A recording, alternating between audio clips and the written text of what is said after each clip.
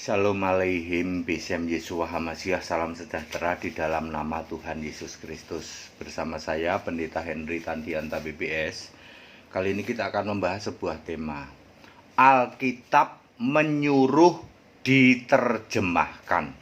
Saudara-saudara, Alkitab diterjemahkan dalam berbagai bahasa, ini benar apa enggak sih? Itu jadi tafsir apa bener ya? Gara-gara diterjemahkan tuh maka Kristen ada banyak aliran. Mestinya Alkitab tuh jangan diterjemahkan, asli aja udah. Ibrani sama Yunani itu, perjanjian lama Ibrani, sedikit Aram juga, perjanjian baru Yunani, udah gitu aja. Itu pikiran, saya mau bilang pendeta mampet, nanti bilang kok tiap hari setiap tayangan ada kata pendeta mampet gitu. Yang mampet itu apa? Yang mampet itu mestinya God ya. God itu mampet. Godnya mampet ya. Apakah Alkitab memang menyuruh diterjemahkan? Saudara-saudara, tidak ada ayat Alkitab yang mengatakan Yesus pakai toa nih, pakai halu-halu nih. Saudara-saudara umatku, ya, kalian itu harus memenuhi bumi ini. Jangan ngumpul, ya, jangan ngumpul jadi satu, tapi harus menyebar ke seluruh bumi. Terus firmanku, perkataanku itu harus disebar ke seluruh bumi. Terus harus pakai bahasa daerah masing-masing, gitu ya. Alkitab itu bukan tesis, yaitu bukan skripsi. Kalau skripsi itu kan ada pendahuluan, ada tinjauan begini begitu, terus ada pokok permasalahan, akhirnya ada kesimpulan, gitu. Alkitab bukan skripsi para pendeta, ya. Yang pendeta mampet kan tujuannya begitu. Mana ayat Alkitab dilarang doa Bapa kami? Itu kan pendeta mampet yang kayak gitu. Mana ayat Alkitab dilarang baptisan Bapa Anak Roh Kudus? Itu pendeta mampet, ya. Ya tidak ada yang begitu. Yesus pakai toa gitu terus membuat kesimpulan. Tetapi cukup ayat Alkitab yang mengatakan kalau kamu tidak percaya bahwa akulah Allah mati dalam dosamu. Udah cukup gitu aja. Demikian pula soal bahasa. Apakah Alkitab menyuruh Alkitab itu harus diterjemahkan ke banyak bahasa? Tidak ada ayat Alkitab yang halo, tes, halo. Saudara-saudara, dengan ini diumumkan maka Yesus sudah menyuruh bahwa Alkitab diterjemahkan ke semua bahasa. Hanya pendeta mampet yang nanyanya kayak gitu.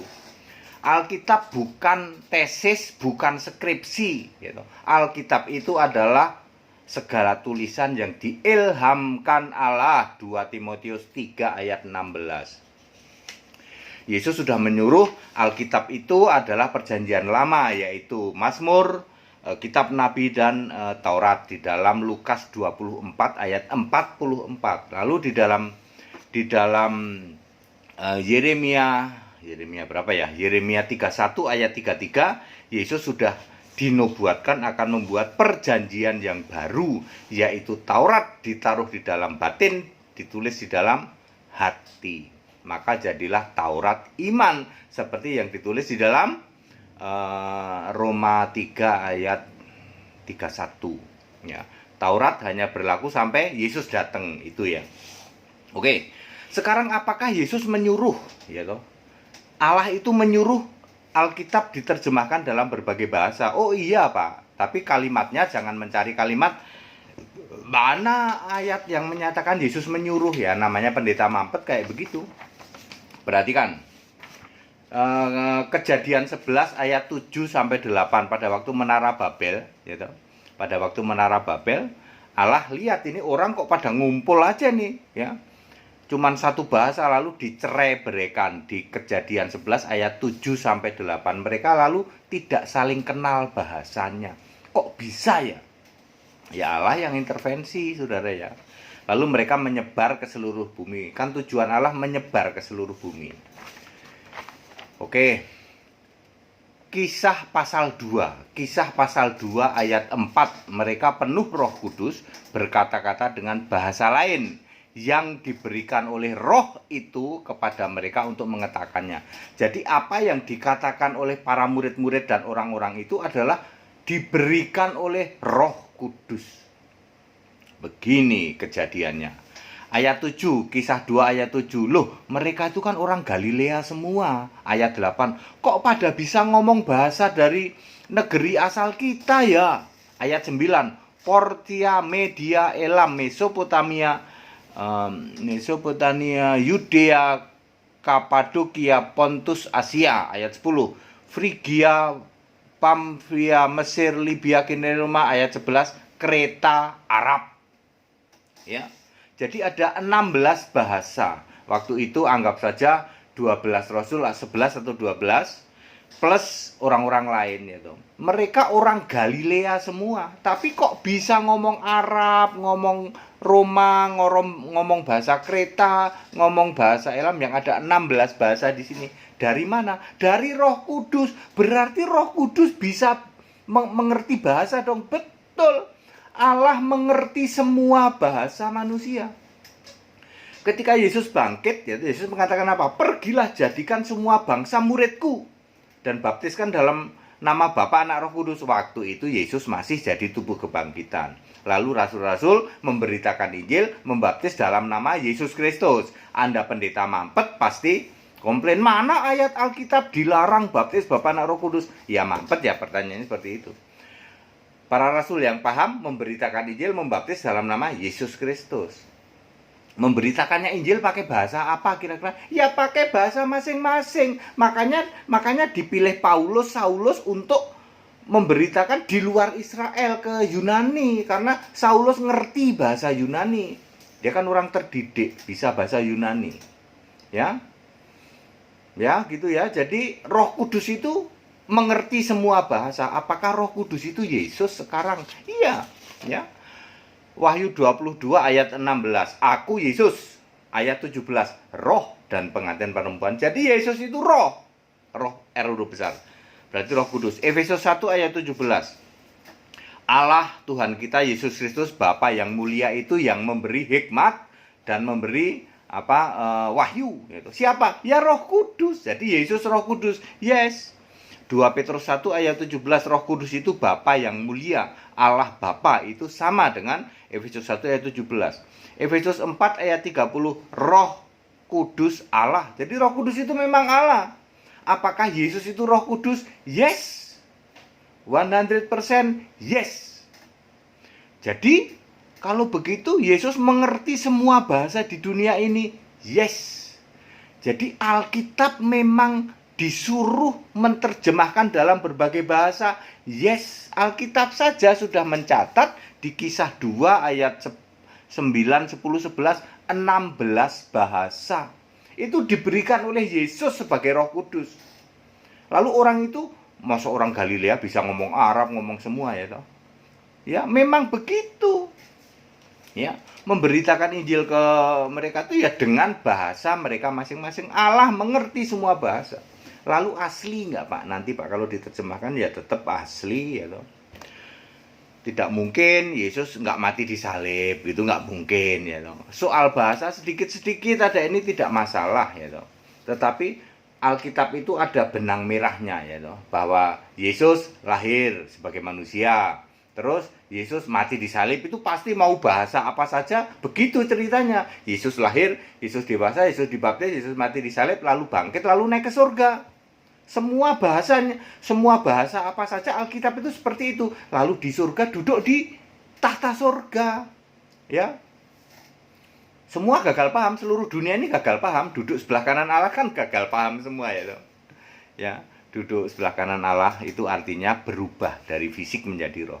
Sekarang yang duduk di tahta surga itu Yesus. Makanya kan ada kuis toh dari saya. Siapa bisa menunjukkan ayat Alkitab di surga sekarang ada Bapa?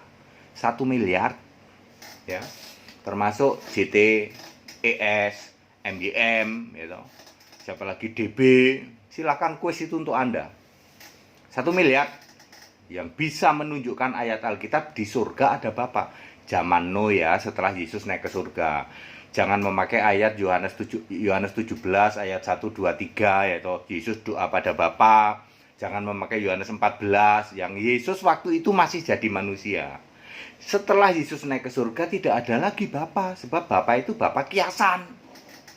Yang bisa nunjukin ayat bahwa di surga ada Bapa 1 miliar.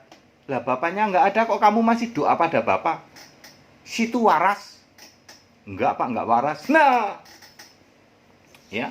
Termasuk ini orang ribut ya toh. Kenapa Kristen itu Alkitabnya diterjemahkan? Kenapa nggak asli? Lah iya, kalau asli itu kan sorry ya. Andekan Kristen itu Alkitabnya hanya bahasa Ibrani, tuh ditipu-tipu sama pendeta. Sekarang lama, raba, amin, nggak tahu bahasa Ibrani apa, Ibrani Besem, Yesem, bisa beresit gitu kan, amin, amin, ngerti nggak Pak? Kok amin, nggak ngerti. Kok amin Pak? Alah yang penting amin, dapat pahala katanya. Ya, Anda bisa bayangkan kalau kekristenan itu Alkitabnya tidak diterjemahkan ke masing-masing bahasa di negara-negara itu. Anda bisa bayangkan semua akan ditipu semua oleh yang namanya pendeta-pendeta yang sok Ibrani. Makanya pendeta penipu senjatanya Ibrani. Lihat aja pendeta-pendeta yang sekarang doktor-doktor teologi itu kan memakai senjata bahasa Ibrani. Tujuannya apa? Biar bisa nipu. Biar bisa nipu kepada jemaat Kristen ya toh. Bilang aja begini ya toh. Sema Israel, Adone Elohenu Adonehan. Ya Tuhan itu Adone, Allah itu YHWH. Biar bisa nipu. Sementara Alkitab bahasa Indonesia sudah very clear. Indonesia aja nggak mudeng, mau sok pinter Ibrani buat nipu jemaat. Pendeta-pendeta yang tidak paham Alkitab senjatanya nipu, pakai Alkitab Ibrani. Dijamin nipu, tujuannya nipu. Ujung-ujungnya dia akan menyalahkan Alkitabnya LAI. Alkitab menulis kok bahwa Yesus itu membuat ini di Kisah pasal 2 ini 16 bahasa. Tujuannya apa? Tujuannya supaya ada orang Arab bisa Kristen, orang Elam, orang ini bisa Kristen. Semua ini ada orang Arab, makanya ada Arab itu sudah abad pertama udah ada yang Kristen. Kata Allah itu miliknya Arab. Syahadat la ilaha illallah akad wa rabbani Isa al-Masih itu miliknya Kristen Arab duluan. Allahu Akbar itu miliknya Kristen Arab duluan. Udah abad pertama udah ada. Ya. Kalau sama pendeta HTD nggak berkutik ini masalah begini nih. Allahu Akbar, syahadat. Ya. Udah ada semua di Alkitab bahasa Arab. Alkitab bahasa Arab mungkin abad kedua, abad ketiga sudah ada. Ya. Paulus saja ke Arab 3 tahun kok. Galatia 1 ayat 17 tuh. Ya. Jadi valid ya, Alkitab memang disuruh diterjemahkan ke dalam berbagai bahasa. Allah tidak mau di dunia ini hanya ada satu bahasa, Allah tidak mau. Ya, berbagai bahasa sehingga menyebar ya, ke seluruh bumi. Itu hebatnya Allah Yesus Kristus. Kalau Allah lain, kebalikannya, satu bahasa. Ya, Alkitab ya harus pakai bahasa Ibrani doang. Wong kamu mau nipu. Tujuannya nanti terus jemaat Anda tipu ya loh. Ya, penyesatan iblis seperti itu saudara ya, memakai Alkitab Ibrani. Pendeta-pendeta yang Ibrani mandate itu pendeta penyembah iblis, dijamin penyembah Bapa kan, bener kan ayo? Bapa siapa? Bapa yang bukan Yesus siapa? Bapa iblis, Yohanes 8 ayat 44. Ya. Penyembah Yesus beda, penyembah Yesus akan tunduk pada Alkitab di negara masing-masing. Orang Inggris pakai Alkitab Inggris. Ya, orang Indonesia pakai Alkitab Indonesia. Ya, valid ya. Memang Tuhan menginginkan Alkitab diterjemahkan. Ya. Ada ayatnya di Alkitab, ada contohnya di Alkitab, ada kasus di Alkitab nih yang sampai 16 bahasa. Demikian pula waktu Menara Babel. Dan Allah itu mengerti semua bahasa manusia. Nanti di surga memakai bahasa roh. Ya, nggak ada di surga bahasa Arab, bahasa Indonesia, bahasa Ibrani, nggak ada. Di surga memakai bahasa roh. Ya, yang nggak ngerti bahasa roh jangan harap Anda masuk surga. Tetap bersama saya, Pendeta Hendy Tandianta, BPS. Haleluya. Amin.